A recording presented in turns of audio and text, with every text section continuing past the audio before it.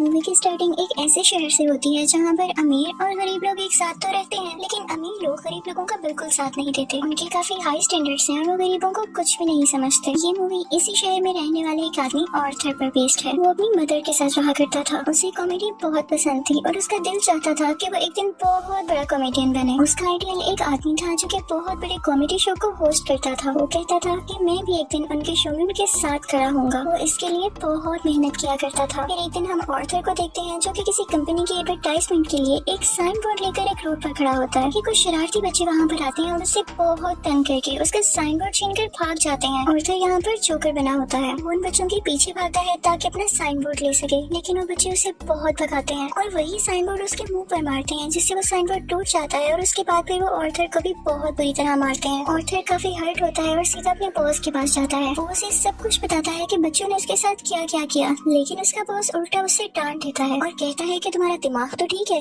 बच्चे ऐसी हरकत कैसे कर सकते हैं। बॉस उससे कहता है कि मैं तुम्हें तुम्हारी सैलरी भी नहीं दूंगा। आर्थर में कॉन्फिडेंस की बहुत कमी होती है, इसलिए वो यहाँ पर खुद के बारे में कुछ बोल ही नहीं पाता। वो वहाँ से काफी उदास होकर बाहर आ जाता है और सोचता है कि क्या मैं इतना बुरा हूँ कि कोई भी मेरी बात का यकीन ही नहीं करता। वो अपने घर आता है और डांस करने लगता है। यहाँ पे हम देखते हैं कि उसकी बॉडी काफी वीक होती है। अगले दिन आर्थर अपने कोलीग से मिलता है और उसे उन बच्चों के बारे में बताता है। उसका कोलीग उसे कहता है कि ये तो बहुत गलत हुआ, तुम्हें अपनी हिफाजत करनी चाहिए थी यार। और इसी के साथ वो उसे गन देता है और कहता है कि इसे अपने पास रख लो, ये मुश्किल वक्त में तुम्हारे काम आएगी। आर्थर ये लेने से इनकार करता है, लेकिन वो अपनी जबरदस्ती उसे गन दे देता है और फिर आर्थर अपने घर के लिए निकल पड़ता है। वो बस में होता है तो उसके सामने एक बच्चा भी बैठा होता है। वो उसे हंसाने की कोशिश करने लगता है और वो बच्चा जोर जोर से हंसने लगता है, जिस पर उस बच्चे की मदर को गुस्सा आ जाता है और वो आर्थर से कहती है कि हटो, परेशान मत करो हमें। लेकिन इस बात पर आर्थर हंसने लगता है। इनफैक्ट हमें बताया जाता है कि आर्थर को कोई सीरियस साइकोलॉजिकल इशू होता है और वो अपनी हंसी को कंट्रोल ही नहीं कर पाता। उसे कहीं पर भी हंसी आ जाती है। वो बस में बैठी हुई उस लेडी को एक कार्ड देता है जिसमें उसकी डिजीज के बारे में सब कुछ लिखा होता है। वो घर आता है और अपनी मेडिसिन लेने लगता है। इनफैक्ट वो गरीब था और ये दवाई बहुत एक्सपेंसिव थी, तो वो गवर्नमेंट के बनाए गए मेडिकल सेंटर से ये दवाई फ्री लेता था। वो एक दिन अपनी साइकियाट्रिस्ट के पास जाता है। वो उससे कहती है कि मुझे अपनी डायरी दिखाओ कि तुम क्या क्या लिखते रहे हो। जैसे ही उसकी डायरी खोलती है उसमें ये लिखा होता है कि मैं उस तरह नहीं मरना चाहता जिस तरह बुरी तरह से मैंने जिंदगी गुजारी है। फिर आर्थर वहाँ से अपने घर जाता है तो उसकी मदर उससे पूछती है कि क्या थॉमस की तरफ से कोई लेटर आया, तो आर्थर कहता है कि नहीं, आज भी नहीं। इनफैक्ट थॉमस इस मूवी में बहुत ज्यादा रिच बिजनेसमैन दिखाया गया है और लोग उससे बहुत डरते हैं। उसकी माँ से कहती है कि अगर उसको हमारी हालत के बारे में पता चलेगा तो वो हमारी हेल्प जरूर करेगा। अगले दिन जब वो बाहर जाता है तो वापसी पर आते हुए रास्ते में उससे एक सिंगल मदर मिलती है जिसके साथ एक छोटी सी बेटी भी होती है। वो आर्थर को काफी अच्छी लगने लगती है, लेकिन वो अपने घर आ जाता है। यहाँ उसकी मदर उससे फिर उसी लेटर के बारे में पूछती है तो आर्थर कहता है आपका क्या लेना देना है उससे, वो हमारी मदद नहीं करेगा।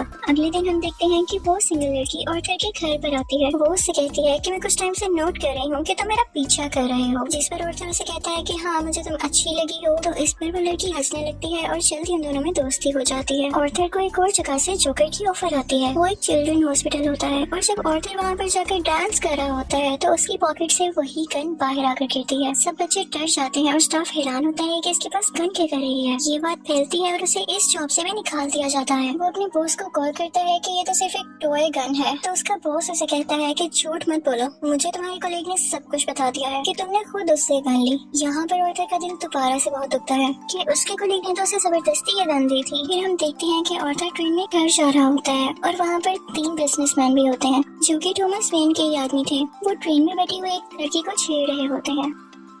आर्थर को यहाँ पर अपने मेंटल डिसऑर्डर की वजह से हंसी आने लगती है और वो तीनों आदमी समझते हैं कि हम पर हंस रहा है। वो उसे बहुत मारते हैं, इतना मारते हैं कि उसके मुंह से खून आने लगता है। आर्थर उन्हें अपना मसला बताने की कोशिश कर रहा था, लेकिन वो तीनों उसकी एक नहीं सुनते। आर्थर को उन तीनों पर गुस्सा आ जाता है और अपनी गन निकाल कर उन तीनों को शूट कर देता है। वो वहाँ से ये सोचकर भाग जाता है कि मैंने 3 लोगों का कत्ल किया है। वो खुद को एक बाथरूम में लॉक कर लेता है। पहले तो वो डर रहा था, लेकिन यहाँ पर अचानक से वो डांस करने लगता है। ऐसे लग रहा था जैसे अब उसे कोई रिग्रेट नहीं और वो काफी सुकून में भी था। आर्थर घर आता है तो टीवी पर न्यूज चल रही होती है जिसमें थॉमस बोल रहा होता है। वो कहता है कि जिन 3 लोगों का कत्ल हुआ वो मेरे आदमी थे और उन्हें किसी जोकर ने मारा। लेकिन यहाँ पर गरीब लोग उन तीनों की डेथ का अफसोस करने की बजाय जोकर्स का साथ दे रहे होते हैं, क्योंकि वो सब जोकर्स के रूप में ही अमीर लोगों के खिलाफ स्ट्राइक कर रहे होते हैं। वहाँ से आर्थर अपनी साइकियाट्रिस्ट के पास जाता है तो वो उसे बताती है कि हम आज आखिरी बार मिल रहे हैं क्योंकि गवर्नमेंट ने हमें फंड्स देना बंद कर दिया है और अब के बाद मैं आपका फ्री इलाज नहीं कर सकती। आर्थर दोबारा से काफी टूट जाता है और उदास होकर वहाँ से बाहर आ जाता है। फिर हम ऑर्थर को देखते हैं जो कि कॉमेडी शो में लोगों को हंसाने की कोशिश कर रहा होता है, लेकिन वो ऐसा कर नहीं पाता और परेशानी में उसे जोर जोर से हंसी आने लगती है।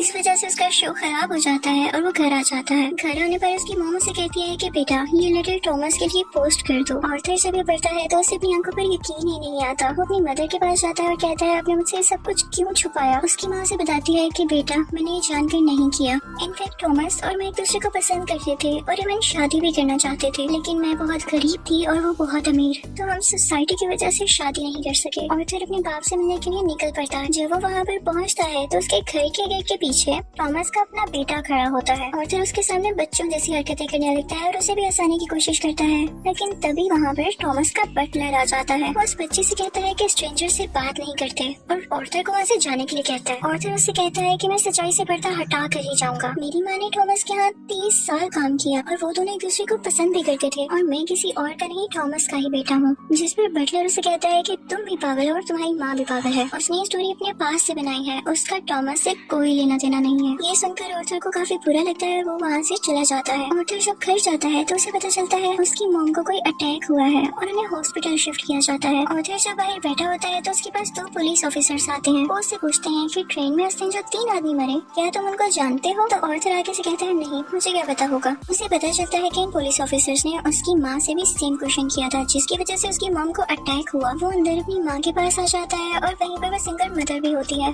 कि तभी टीवी पर एक न्यूज चलती है और उस पर ऑर्थर का वही फेवरेट टीवी होस्ट होता है, वही कॉमेडियन जिसे ऑर्थर बहुत पसंद किया करता था। वो काफी शौक से उसका शो देखने लगता है, लेकिन देखते ही देखते उसे अपना चेहरा टीवी स्क्रीन पर दिखाया जाता है। बेसिकली ऑर्थर का फेवरेट कॉमेडियन उसका मजाक उड़ा रहा होता है। जब ऑर्थर को एक कॉमेडी शो में हंसी आ गई थी, ये देखकर ऑर्थर काफी टूट जाता है कि मेरा आइडियल मेरा मजाक उड़ा रहा है, इससे तो मुझे इंस्पिरेशन मिली थी। उसे इस सब चीज पर यकीन ही नहीं आ रहा होता। टॉमस घर आता है तो न्यूज चल रही होती है कि शहर के हालात काफी खराब हो गए हैं। गरीब लोग जोकर्स का मास्क पहने सड़कों पर निकल आए हैं और अमीर लोगों के खिलाफ स्ट्राइक कर रहे हैं। इन लोगों में बहुत दुश्मनी बढ़ गई है और ये सारे के सारे टॉमस के खिलाफ हैं। ऑर्थर ये देखकर काफी खुश होता है कि वो सब के सब लोग जोकर बने हुए थे, यानी क्लाउन्स बने हुए थे। उसे लगता है कि पहली बार उसकी जॉब की या उसकी किसी ने तारीफ की हो। अब जहाँ पर वो गरीब लोग स्ट्राइक कर रहे थे वो एक थिएटर था। उस थिएटर के अंदर अमीर लोग एक मूवी देख रहे थे और वहाँ पर टॉमस भी था। उस स्ट्राइक को रोकने के लिए पुलिस वहाँ पर आ जाती है और उन्हें मना करती है। हर तरफ हलचल मच जाती है और इस चीज का फायदा उठाते हुए ऑर्थर उस थिएटर के अंदर चला जाता है। वो थिएटर के वॉशरूम में जाता है जहाँ पर टॉमस भी आया था। ऑर्थर उसके पास जाता है और पोलाइटली कहता है कि मैं आपका बेटा हूँ, मेरी माँ और आप एक साथ हुआ करते थे, याद करें। टॉमस उसे कहता है कि मैं इस नाम की किसी औरत को नहीं जानता और उसे जोरदार मुक्का मारता है, यानी पंच करता है, जिससे उसकी नाक से बहुत खून आने लगता है। ऑर्थर घर चला जाता है और कुछ टाइम बाद उसे पुलिस की कॉल आती है। वो इनफैक्ट ऑर्थर से भी इन्वेस्टिगेशन करना चाहते थे उस दिन के बारे में जब उन 3 आदमियों का कत्ल हुआ था। और तभी ऑर्थर को ये भी पता चलता है कि जो उसका फेवरेट कॉमेडियन था उसने ऑर्थर को अपने शो में बुलाया है। इनफैक्ट उसने ऑर्थर की जो क्लिप अपने शो में चलाई थी उसकी वजह से उसके शो की रेटिंग काफी बढ़ गई थी, क्योंकि लोगों ने उसको पसंद किया था। वो बहुत खुश हो जाता है और तैयार होकर वहाँ पर जाने के लिए निकल जाता है, लेकिन उसे याद आता है कि टॉमस के बटलर ने कहा था कि मेरी माँ पागल है। तो वो उस मेंटल हॉस्पिटल पर जाता है जहाँ पर उसकी माँ का कभी इलाज हुआ था। वो उन लोगों से अपनी माँ की फाइल मांगता है। वो वहाँ से वो फाइल चुरा कर भाग जाता है। उसमें लिखा हुआ था कि ऑर्थर की माँ का किसी और के साथ रिलेशन था। वो उसे बहुत ज्यादा फिजिकली अब्यूज किया करता था, मारा करता था और इसी दौरान ऑर्थर के सर पर भी चोट आई थी, जिसकी वजह से वो आज इस डिजीज का शिकार है। वो वहाँ से सीधा अपनी दोस्त यानी उसी सिंगल मदर के पास जाता है, लेकिन हमें यहाँ पर पता चलता है कि वो तो थी ही नहीं। वो असल में सिर्फ और सिर्फ उसकी इमेजिनेशन में थी और उसको उसके विजन आया करते थे। ऑर्थर अपने माँ की चोट की वजह से काफी परेशान होता है। वो हॉस्पिटल जाता है और पिलो से अपनी माँ को मार देता है। घर आकर देखता है तो उसे एक पिक्चर मिलती है जिसके पीछे लिखा हुआ था कि मुझे तुम्हारी स्माइल बहुत पसंद है, जो कि टॉमस ने लिखा था और ये पिक्चर उसकी मदर की थी। यहाँ उसे एहसास होता है कि उसकी माँ झूठ नहीं बोल रही थी। वो अपना जोकर का मेकअप करने लगता है और यहाँ पर वो काफी दुखी होता है और उसे कुछ समझ नहीं आ रहा होता कि उसके आसपास क्या हो रहा है। तभी वहाँ पर उसका वही कोलीग आ जाता है और वो कहता है कि जो उस दिन ट्रेन में 3 कत्ल हुए और रिसेंटली तुम्हारी माँ का भी कत्ल हुआ, मैं उसके बारे में कुछ पूछना चाहता हूँ। आर्थर को लगता है कि ये लोग फिर से मेरा जीना हराम करने आए हैं और वो यहाँ पर अपने कोलीग को पूरी तरह से मार देता है। अब इसके बाद आर्थर तैयार होता है और अपने जोकर का फुल कॉस्ट्यूम पहन लेता है। वो अब अपने फेवरेट कॉमेडियन के शो में जाने की तैयारी कर रहा था। वो बहुत खुश होता है और रास्ते में डांस करता हुआ जा रहा होता है। वहीं पर वो दोनों पुलिस ऑफिसर्स भी आ जाते हैं जो उससे ट्रेन में हुए हादसे के बारे में इन्वेस्टिगेशन कर रहे थे। पर आर्थर वहाँ से भाग आता है और भागते भागते एक ट्रेन में घुस आता है। उस ट्रेन में और भी बहुत सारे लोग ऐसे थे जिन्होंने जोकर का कॉस्ट्यूम पहना था। पुलिस इतने सारे लोगों में उसको ढूंढ ही नहीं पाती, तो इसी बात का फायदा उठाते हुए वहाँ से बाहर आ जाता है और अपने फेवरेट कॉमेडियन के शो की तरफ जाता है। वो जब उसके सामने जाता है तो वो उससे पूछता है कि क्या तुम भी जोकर बने हो, क्या तुम भी अमीरों के खिलाफ प्रोटेस्ट कर रहे हो। और फिर उससे रिक्वेस्ट करता है कि आप लोगों को मेरे बारे में कुछ न बताइएगा सिवाय इसके कि मैं एक ऑर्डिनरी जोकर हूँ।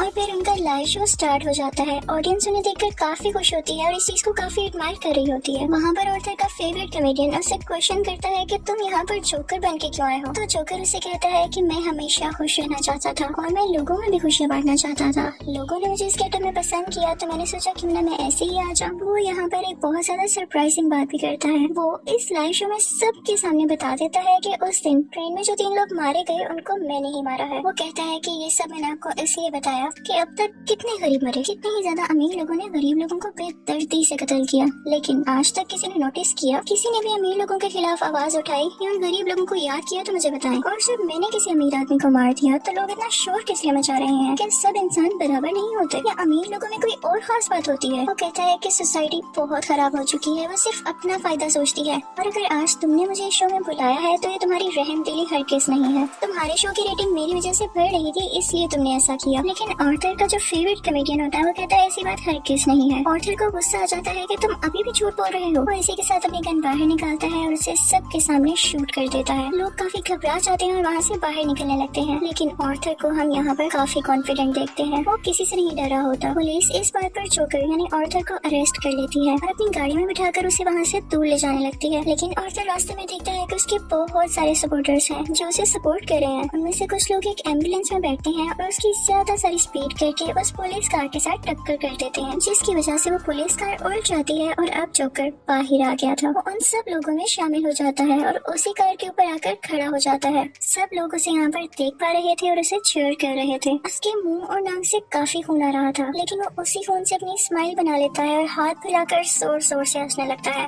ये इनफेक्ट एक ऐसी स्माइल थी जिसके पीछे गम, तकलीफ और दुख छुपा हुआ था। वो अब उन सब लोगों का हीरो बन चुका था और वो यहाँ पे काफी खुश था कि लोग फाइनली अब उसे तारीफ कर रहे थे, उसे अप्रिशिएट कर रहे थे। दूसरी तरफ हम थॉमस को देखते हैं जो कि अपनी प्रेजेंट वाइफ और अपने बेटे के साथ ये शहर छोड़कर जा रहा होता है, लेकिन तभी साइड पे खड़ा एक जोकर उन लोगों को शूट कर देता है, लेकिन वो उनके बेटे को कुछ नहीं कहता। फिर सीन चेंज होता है और हमें आर्थर यानी जोकर एक साइकियाट्रिस्ट के पास दिखाया जाता है। वो वहाँ पर भी हंस रहा होता है, तो वो साइकियाट्रिस्ट उससे कहती है कि तुम बिला वजह क्यों हंसते रहते हो। तो आर्थर उससे कहता है कि आप इस फीलिंग को कभी नहीं समझ पाएंगी, और ये कहकर वो वहाँ से बाहर आ जाता है। उसके जूतों के नीचे खून लगा हुआ था, जिससे ये जाहिर होता है कि एक अच्छा इंसान कैसे किसी कातिल में बदल गया। और इस मूवी से हमें ये लेसन भी मिलता है कि जब किसी के साथ बुरा किया जाए तो वो बुरा ना भी हो तो एक ना एक दिन बुरा बन ही जाता है। उसे इतनी अजियत दी गई, इतना टॉर्चर किया गया कि उसके अंदर से वो फीलिंग्स ही खत्म हो गई और अब वो अपनी लाइफ से बिल्कुल सेटिस्फाई था। और इसी के साथ ये मूवी भी एंड हो जाती है। आई होप आपको ये मूवी अच्छी लगी होगी। Thank you for watching.